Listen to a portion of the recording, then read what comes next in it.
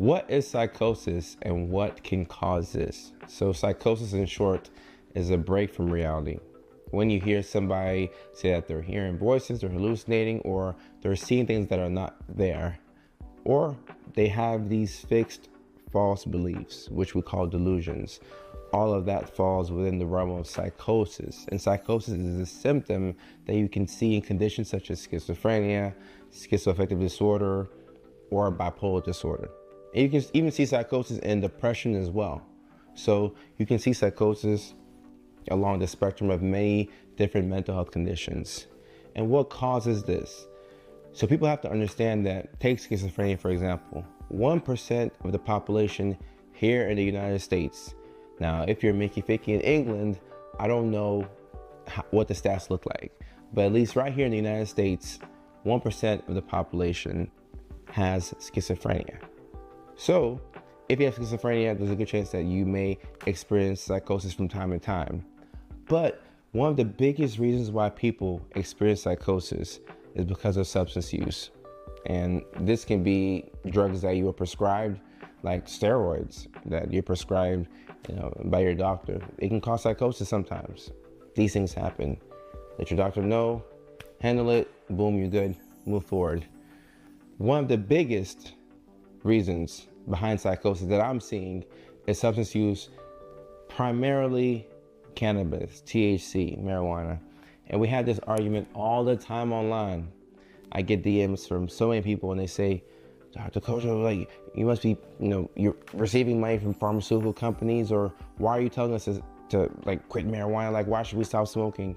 I'm not telling you to stop anything. In fact, I love it myself. I'm a huge fan of it. Personally, I have to take a step back because I have to evaluate and ask myself, what is this thing bringing to me? Is it helpful? Is it harmful? What type of patterns am I establishing because of it? And for me, it helped me sleep, but it would also suppress negative emotions. I tell folks all the time, negative emotions are some of our biggest catalysts for change. So if you constantly suppress your negative emotions, you won't make a change and you'll feel like you're stuck.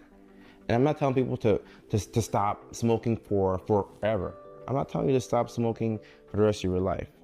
Theoretically speaking, I didn't want to mention this, but theoretically speaking, if you start smoking around 25, 26, 27, when your brain is fully formed and you use it every now and then, will you have the same cognitive deficits that somebody will have if they start smoking at 13, 14, 15, 16, 17?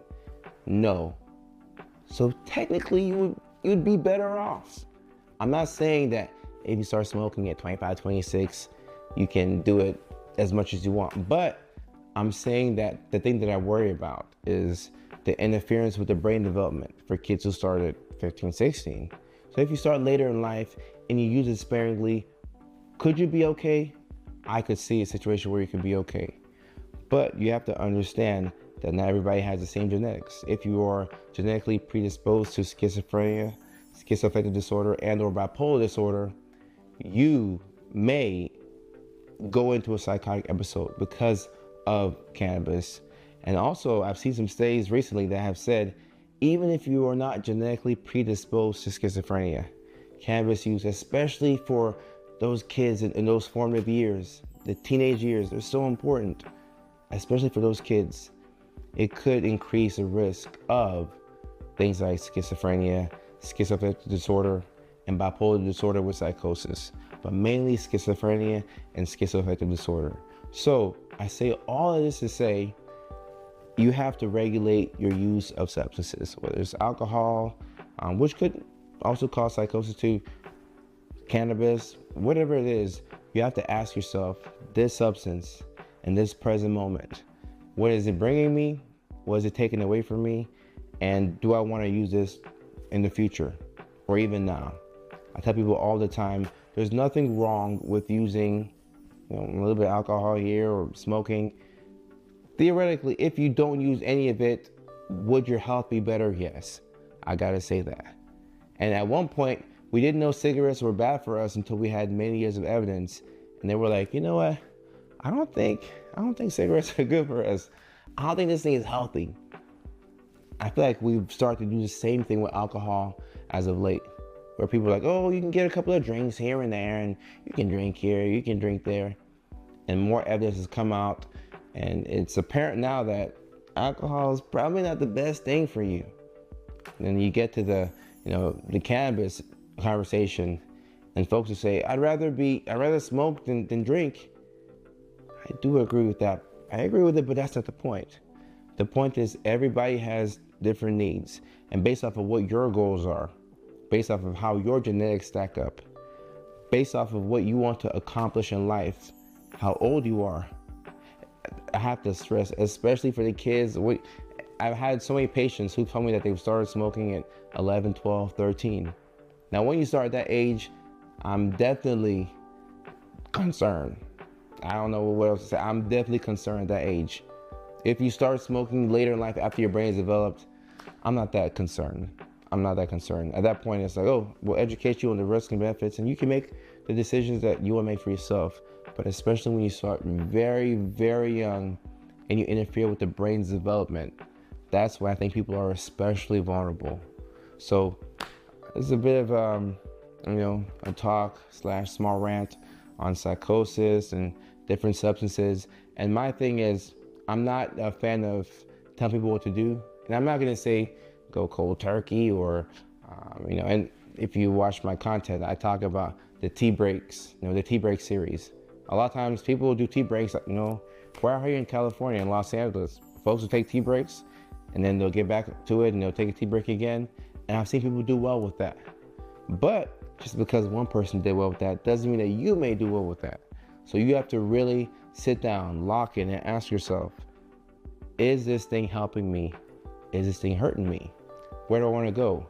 Should I take this thing along with me? And this is not just for substances, it's for people, it's for friendships, relationships, for things, devices. Sometimes we have to disconnect from our phones. You got the phone, you got the iPad, you got the MacBook, you got the MacBook Pro.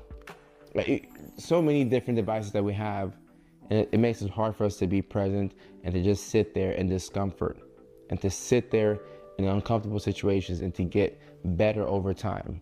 So I say all that to say, evaluate your life every now and then. Do an audit.